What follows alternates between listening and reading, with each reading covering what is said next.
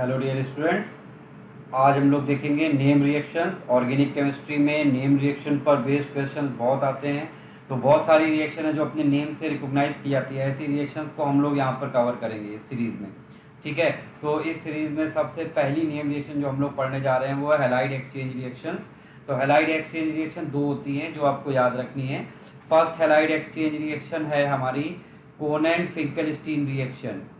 कोनेंट Finkelstein reaction, Finkelstein reaction,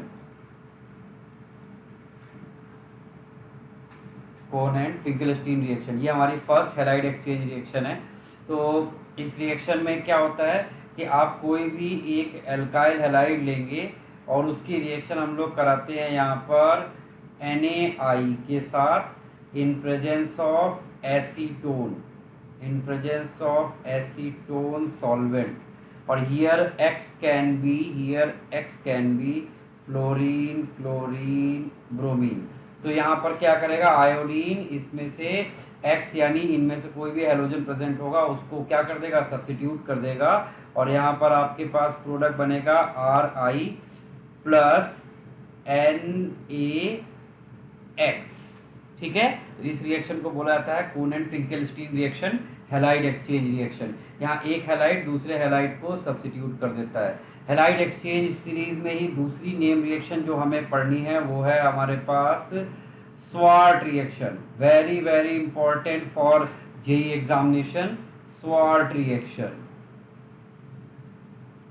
Swart reaction में देखिए क्या होगा, यहाँ पर हम कोई भी एक एल्काइल हैलाइड लेते हैं और उसकी रिएक्शन हम लोग कराते हैं मेटल के फ्लोराइड्स के साथ। मेटल का फ्लोराइड के साथ उसको जब हल्का सा हीट किया जाता है तो ये फ्लोराइड इस X को सब्स्टिट्यूट कर देता है यहाँ पर और खुद क्या इटसेल्फ प्रिपेयर करता है, एल्काइल फ्लोराइड, फ्लोरोएल्कीन बनाता है और जो मेटल आपने ऊपर दिया था उसी मेटल का हैलाइड बन जाएगा।